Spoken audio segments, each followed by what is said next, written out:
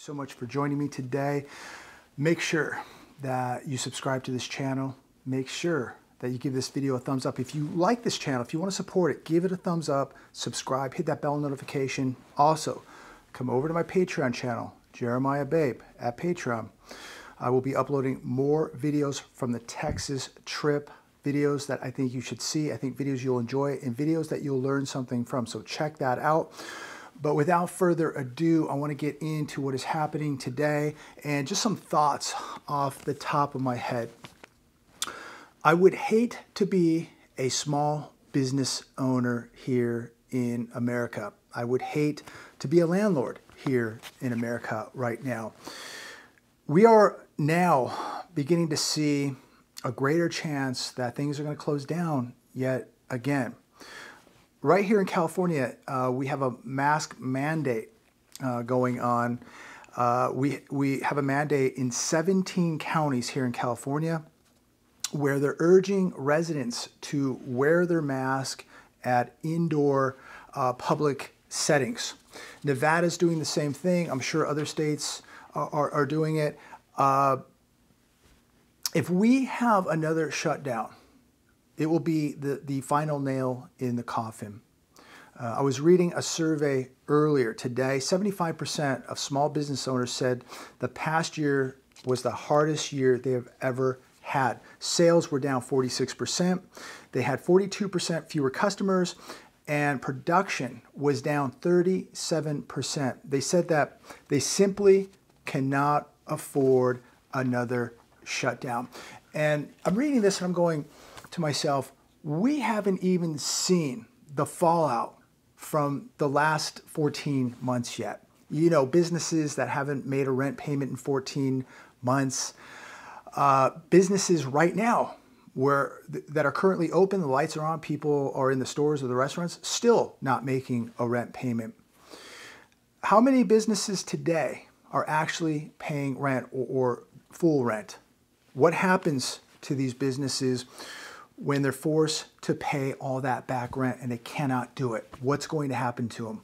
You know what's going to happen to them. It's going to be doors locked, lights out, game over. They're done. And there's a lot of unfinished business here, a lot of fallout from the last 16 months that we haven't seen yet. And if we have another shutdown, it is going to be game over for so many small and medium businesses. Again, it's going to be ugly. And a lot of your shopping centers, malls, retailers, it's going to look like ghost towns. And we're already seeing a lot of that already. Imagine what another shutdown would do. I think a majority of small business would just be vaporized. You know, also, I want to talk about this. I've seen videos. I watch some of these business channels. They like to have the real estate agents on telling you and I that this housing correction that's coming, look, guaranteed, no doubt.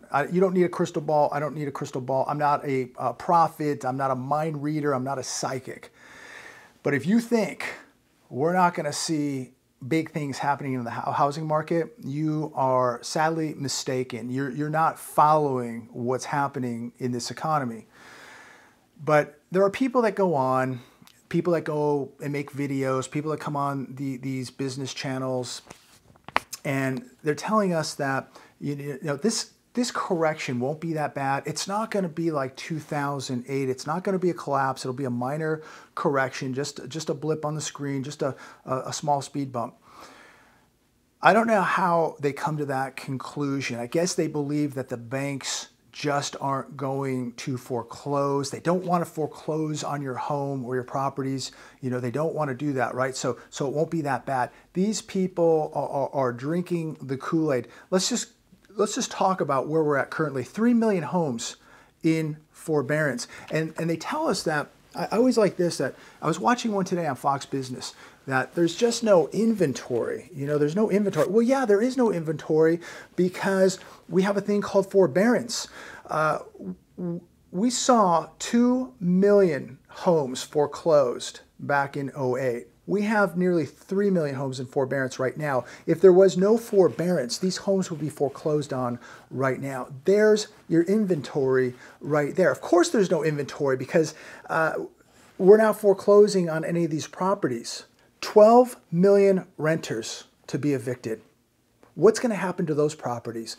These landlords, you know and I know, these landlords are going to put, a majority of these landlords are going to sue their renters, and they're going to put those properties up for sale. 17% of FHA loans are delinquent, and I think roughly around 11%, 10.8% are severely delinquent, being 90 plus days delinquent. The unemployment's running out. The benefits are running out. Opportunity is running out. We're looking at 25% unemployment right now in America. These people who are going to be evicted, their credit's going to be destroyed.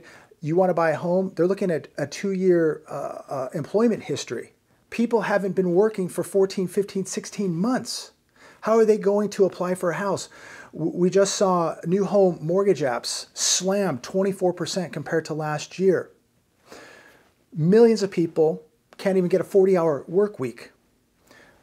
We have this uncertainty of a shutdown now taking place. Household debt rising, inflation rising.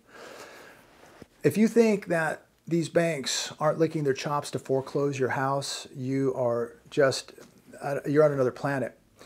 What they'll do is they're going to foreclose on millions of homes. BlackRock and Blackstone's are going to come in and buy them all up. Many of these banks may just rent them back to you. You know, as they say, you'll owe nothing and you'll be happy. But I completely disagree that this is just going to be a minor correction in the housing market. And on top of that, don't forget commercial real estate. It's in a depression right now. It is about ready to collapse. That is going to, in my opinion, come over into the housing market. Also, it will transition into the housing market.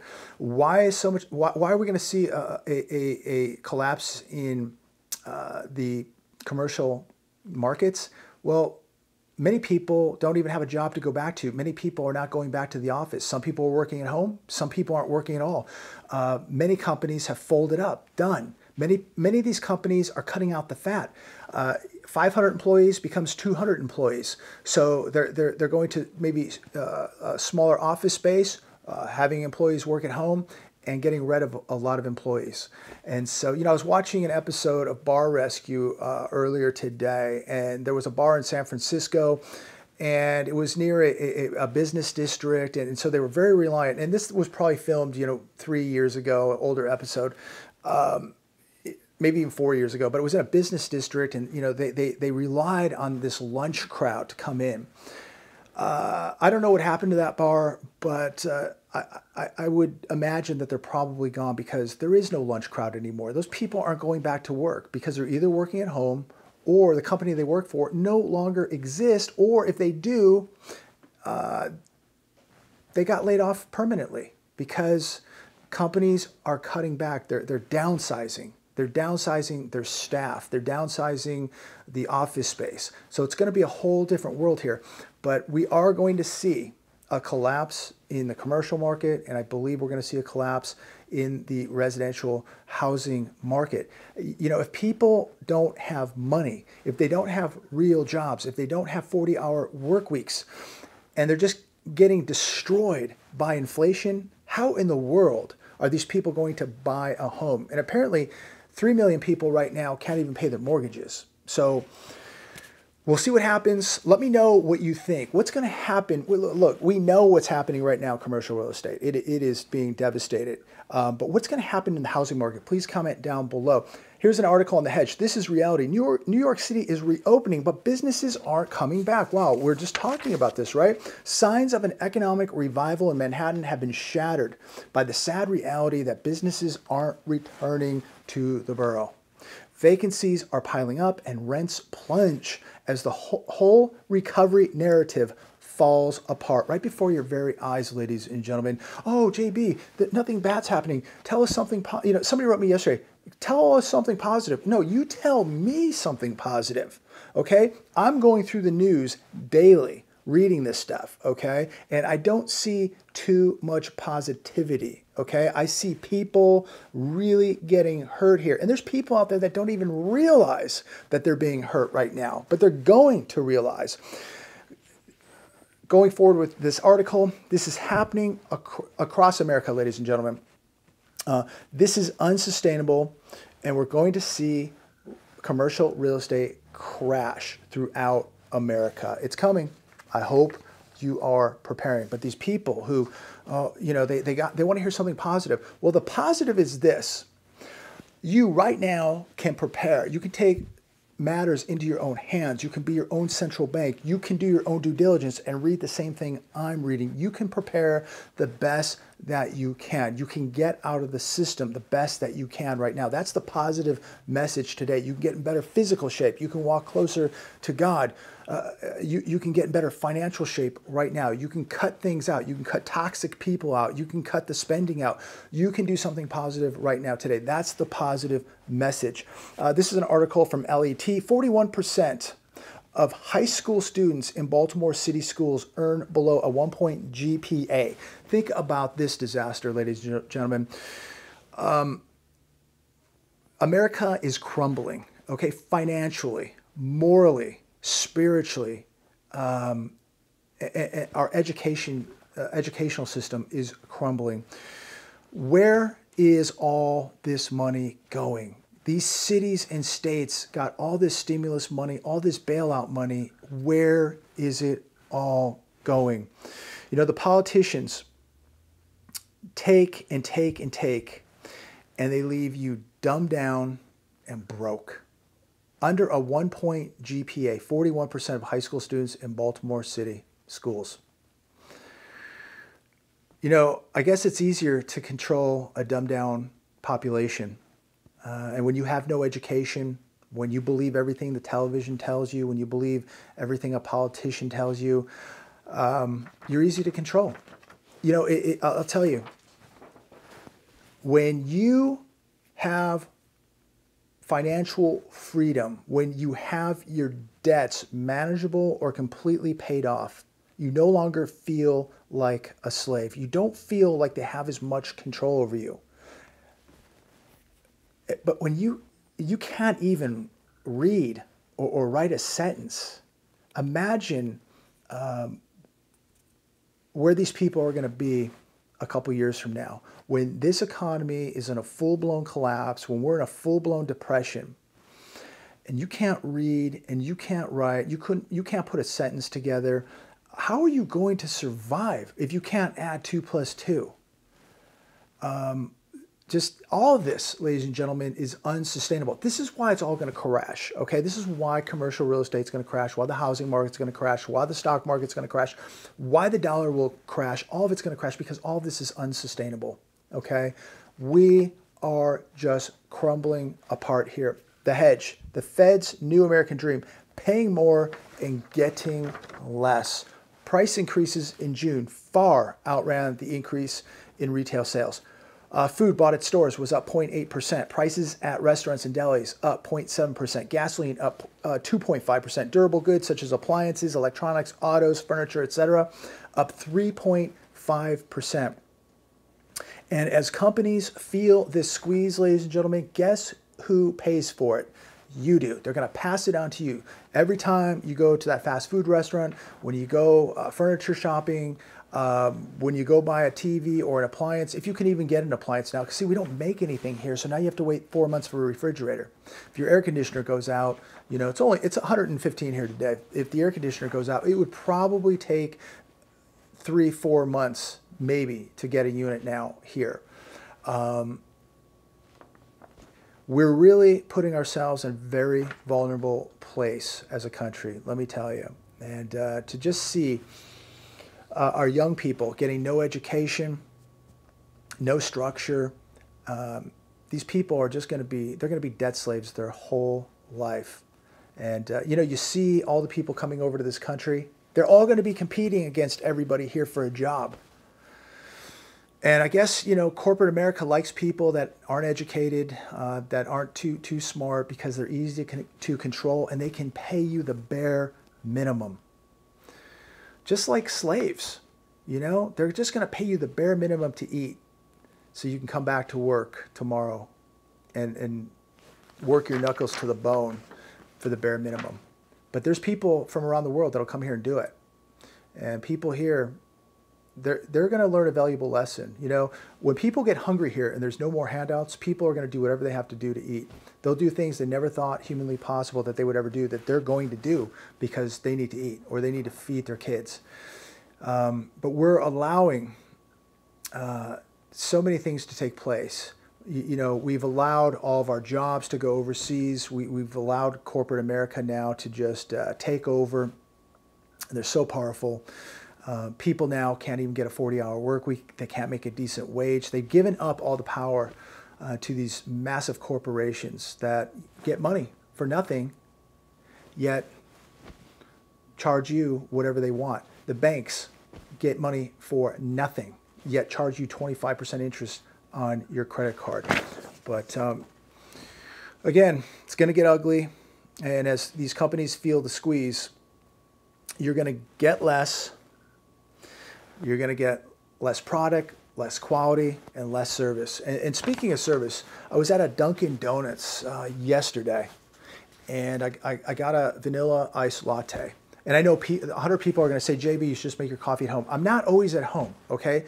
I'm out, I'm about, I'm working. I don't always have the luxury to be at home and make an iced coffee, okay? So, you know, sometimes when I'm out, I have to actually buy food or I have to buy a coffee. But, you know, I walk in there, I walk up to the counter, and this zombie looks at me, approaches me, and is just staring at me.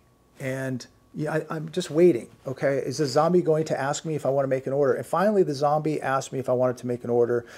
And, you know, with the personality of a rock. And, you know, many of you have commented down below what you're seeing in the restaurant industry when you go out to eat. Prices are skyrocketing, the food is horrible, and the service is horrible. But it's just, again, it amazes me. But we have a generation now that they're so addicted to the iPad, emails, texting, that they don't even know how to communicate. You know, they just do this, you know, and so it's just, I don't know where this is all going to go, ladies and gentlemen. I don't know where this is all going to go, but it's shocking that, you know, people work in these establishments have no communication skills, no people skills, no personality. And yes, many of them are upset that they're forced to go back to work.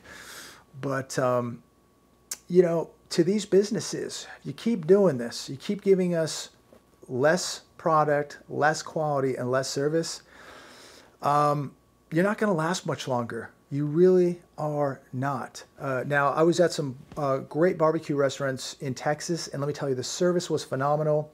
The portions, phenomenal. The food, phenomenal. Excuse me. Not cheap, okay? Not cheap, but I appreciate the great food. I appreciate the great service. I appreciate the clean restaurant. I appreciate the effort. I know that costs are going up. They're forced to do that. But at least give me the quality of food that I deserve, the quality of service I deserve. And Texas did that. It was phenomenal. So I think a lot of, at least the places in my area, should take a page out of the book from the restaurants and the barbecue restaurants in Texas. But again, if you're employing zombies, if you're not there watching your business, you better be very, very careful. You better be on high alert, because the quality of individuals working at these establishments now, not good, not good. And, you know, if I get bad service, I get bad food, I don't come back. That's it. I'm done. Coffee was good. I will say that. She did make a good iced latte. It was good. So I will say that. But come on, you know, learn how to speak, learn how to communicate, learn how to smile a little bit at your job. But I'm going to leave it there today. Comment down below. Let me know what you're seeing with the local restaurants. Let me know what you're seeing in the housing market, and what do you think is going to happen to the housing market. I'd love to hear your thoughts on that, and so would everybody else. God bless all of you. Look forward to talking to all of you very, very soon. Have a wonderful day. And remember, the positive here is you can do more to prepare today, right now. So take advantage of the time and prepare.